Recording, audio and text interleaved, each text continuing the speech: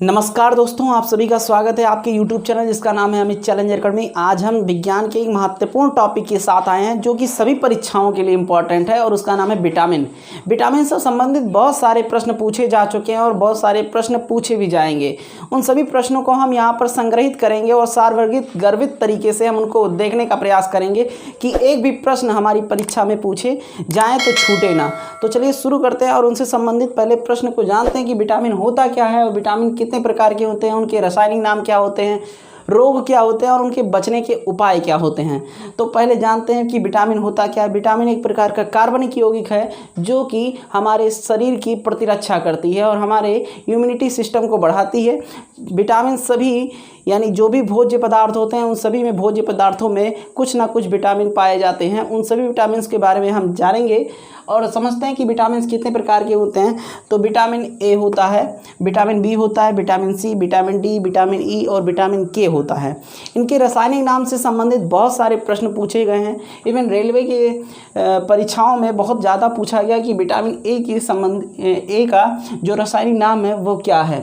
तो vitamin A का जो रासायनिक नाम है वो है रेटिनॉल, विटामिन बी का जो रासायनिक नाम है थायमीन, विटामिन सी का एस्कॉर्बिक एसिड, विटामिन डी का कैल्सीफेरॉल, विटामिन ई का टोकोफेरॉल, विटामिन के का फिलोक्विनोन।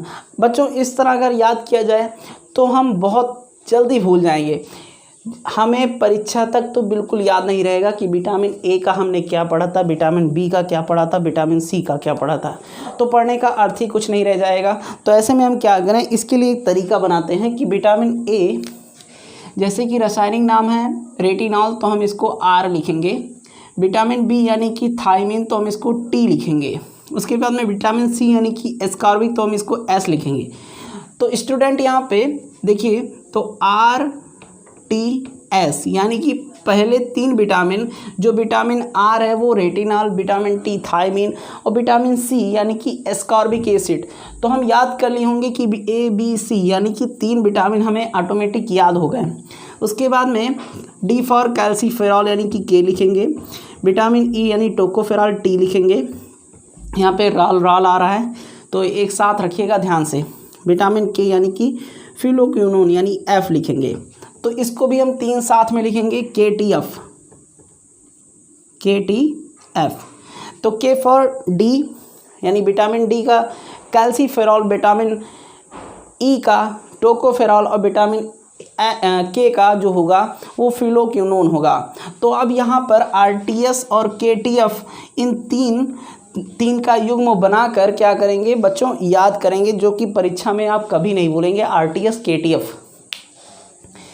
अब इससे संबंधित रोग क्या होता है, रेलवे में कई बार पूछा जा चुका है। रेलवे का सबसे पसंदीदा जो प्रश्न है वो क्या है, विटामिन ए की संबंधित यानी विटामिन ए की कमी से कौन सा रोग होता है। तो विटामिन ए की कमी से रतौंधी होता है यानी आँखों से कम दिखाई पड़ता है, रतौंधी हो जाता है। जब आँखों से कम दिखाई पड़ता है यानी समझ जाइए कि आपको विटामिन ए की कमी हुई है और संक्रमण की बीमारी हो जाती है। यानी संक्रमण की बीमारी और रतौंधी की बीमारी हो तो समझ जाइए कि विटामिन ए की कमी हो गई है। और विटामिन ए की कमी हो गई तो उससे बचने का उपाय और उसको दूर करने का उपाय क्या है, पपीता और गाजर सबसे ज़्यादा खाएं।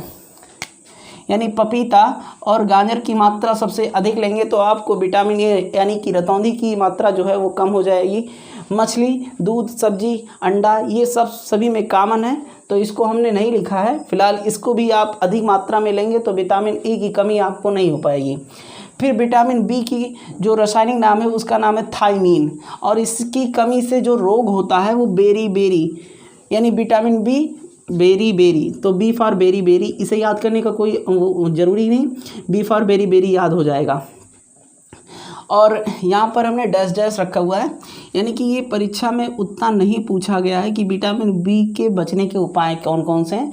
वैसे दूध, मछली, अंडा, सब्जी ये सब लिख सकते हैं।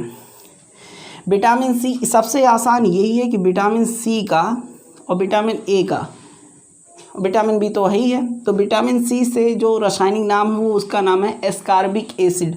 और जितने भी एसिड होते हैं वो क्या होते हैं, खट्टे होते हैं। तो उसको अभी हम बाद में बताएंगे। और इससे संबंधित जो रोग होता है वो स्कर्वी रोग होता है। और मसूड़े क्या होता है, मसूड़ों में जलन होता है, मसूड़े फूल आते हैं, तो वो किसकी कमी से होता है, विटामिन सी की कमी से मसूड़ों में दिक्कत होता है, स्कर्वी रोग हो जाता है। और इसमें विटामिन सी की जब कमी हो तो आप आंवला, संतरा, नींबू, टमाटर आदि का सेवन करेंगे तो विटामिन सी की कमी दूर कर पाएंगे। तो जितने भी खट्टे भोज्य पदार्थ होते हैं वो क्या होते हैं, विटामिन सी पाए जाते हैं। तो जितने भी खट्टे सामान होंगे उसमें क्या पाया जाएगा, विटामिन सी पाया जाएगा। उसके बाद में विटामिन डी को हम देखते हैं। तो विटामिन डी क्या होता है, इसका रासायनिक नाम कैल्सीफेरॉल है। और ये रिकेट्स नामक रोग होता है। सबसे ज़्यादा पूछा जाता है कि रिकेट्स नामक रोग किस विटामिन की कमी से होता है। तो रिकेट्स नामक रोग विटामिन डी की कमी से होता है और यह बच्चों में होता है, ध्यान रखेंगे। ये उनकी हड्डियां बढ़ नहीं पाती हैं, जिनसे उनकी जो कद हैं वो काफ़ी छोटी रह जाती हैं। तो कदों में जब बच्चों का बढ़ाव नहीं हो पाता, यानी कि उनमें रिकेट्स यानी विटामिन डी की कमी होती है। और विटामिन डी की कमी को दूर करने का उपाय क्या है, तो सूर्य का प्रकाश और दूध, ये सबसे मुख्य मात्रा में है कि सूर्य का प्रकाश लिया जाए और दूध का सेवन किया जाए, जिससे विटामिन डी की कमी काफ़ी हद तक दूर की जा सकती है। और डॉक्टर इसका बारे में बताते भी हैं। जहाँ तक है मेरा ख्याल है, मैंने पढ़ा भी है कि रूस में क्या होता है कि सूर्य जो है वो कम उगता है, मतलब सूर्य की रोशनी रूस में कम आती है। तो रूस के लोग क्या करते हैं, डॉक्टर उनको सलाह देते हैं कि आप ऐसे स्थान पे जाएं जहाँ पर आपको सूर्य की मात्रा यानी सूर्य का प्रकाश ज़्यादा मिल सके। तो वो लोग क्या करते हैं, गोवा में समुद्र के किनारे आते हैं और वहाँ पर सूर्य का किरणें यानी सूर्य के प्रकाश को लेते हैं, जिससे वो विटामिन डी की कमी को दूर करते हैं और काफ़ी हद तक विटामिन डी लेते हैं। तो हमारे भारत में यानी कि सूर्य की रोशनी काफ़ी हद तक मिलती है और जिससे हमें विटामिन डी मिलता रहता है और हमारा आयु यानी हमारा जो पोषण है वो बढ़ता रहता है। फिर उसके बाद में विटामिन ई आता है। विटामिन ई का जो रासायनिक नाम है वो टोकोफेरॉल है। इसमें जनन की जो कमी है, जनन नामक रोग हो जाता है, यानी कि पुरुषों में नपुंसकता होता है और स्त्रियों में बांझपन की एक कमी होती है। तो ये किसकी कमी से होता है, विटामिन ए की कमी से होता है। इसके बचने के उपाय क्या हैं, पत्तेदार सब्जियां खानी चाहिए यानी हरी सब्जियां खानी चाहिए, दूध का सेवन, अंडा का सेवन करना चाहिए, जिससे क्या होता है विटामिन ई की कमी कम होती है। आपने ये बहुत देखा होगा कि रक्त का थक्का नहीं जमता है। बहुत सारे लोगों का अगर हाथ कट जाए कहीं पे बाई चांस, तो क्या होता है रक्त का थप्पा यानी कि उनका खून बहता जाता है जल्दी से, उनका रक्त रुकता नहीं यानी खून रुकता नहीं। तो खून ना रुकने का उपाय क्या, मतलब कारण क्या है कि विटामिन के की कमी है उनके अंदर।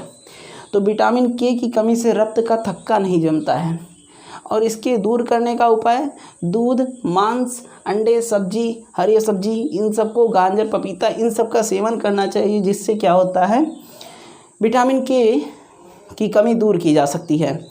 अब यहाँ तक हमने समझाया कि विटामिन कितने प्रकार के होते हैं। Vitamin A, B, C, D, E और के होते हैं, उसके रासायनिक नाम, उनसे संबंधित रोग और उनसे बचने के उपाय।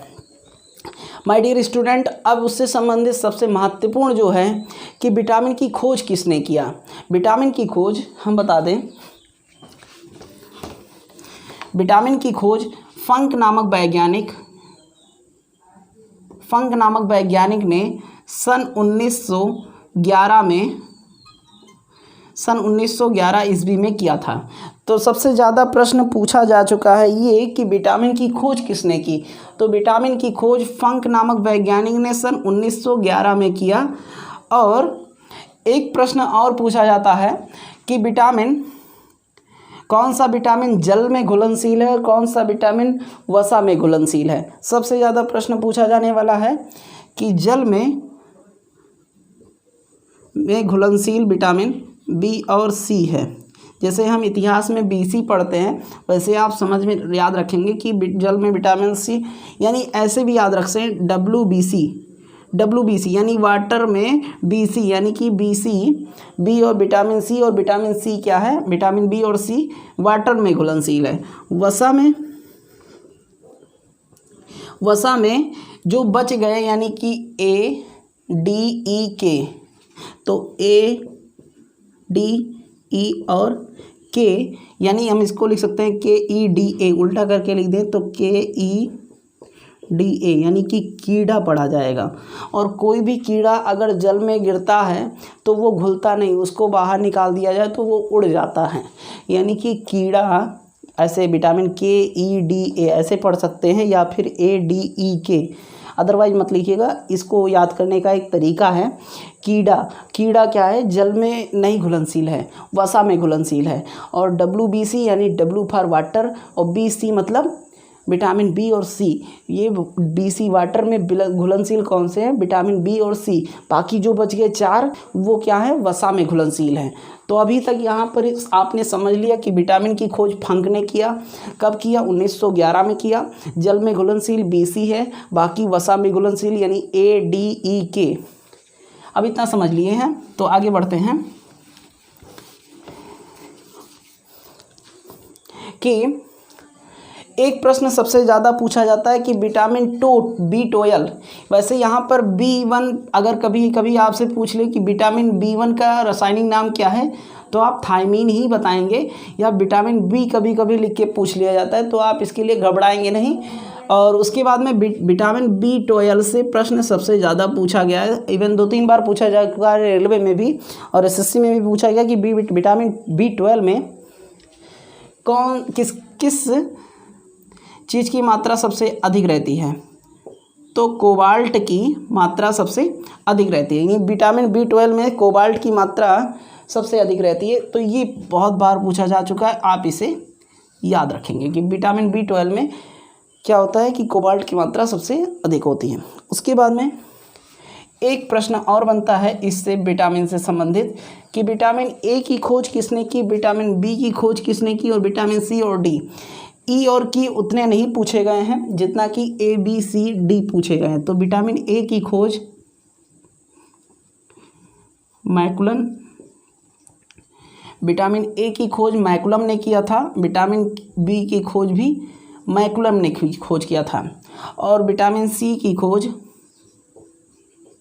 हालकट ने किया था, विटामिन C की खोज हालकट ने किया था, विटामिन D की खोज हॉकिंस ने किया था।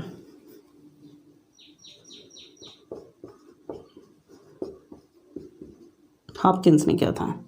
तो यहाँ तक आपको स्टूडेंट समझ में आ गया होगा कि विटामिन से संबंधित कितने प्रश्न थे, जो कि बहुत ही इजीली याद हो गया होगा कि विटामिन A की खोज मैकुलम ने, विटामिन B की खोज मैकुलम ने ही किया था, विटामिन C हालकट, और विटामिन D की खोज हॉपकिंस ने किया था। विटामिन की खोज जो किया था फंक ने किया था 1911 में। A का रासायनिक नाम रेटिनॉल, B का थायमीन, C का एस्कॉर्बिक एसिड, D का कैल्सीफेरॉल, E का टोकोफेरॉल और K का फिलोक्विनोन। तो स्टूडेंट आई होप कि यह वीडियो आपके लिए काफ़ी हेल्पफुल रहा होगा। अगर हेल्पफुल रहा है तो आप हमारे चैनल को सब्सक्राइब कीजिए और घंटी के बेल आइकन को प्रेस कर दीजिए, जिससे किसी भी वीडियो की नोटिफिकेशन छूटने ना पाए। और ऐसे ही वीडियोज़ को पाने के लिए चैनल को सब्सक्राइब जरूर कर लीजिए और अपने ग्रुप में इसको शेयर करिए ज़्यादा से ज़्यादा, जिससे सभी के नॉलेज इंक्रीज़ हो सकें और वो भी इसका लाभ ले सकें। तो मिलते हैं नेक्स्ट वीडियो में, तब तक के लिए धन्यवाद।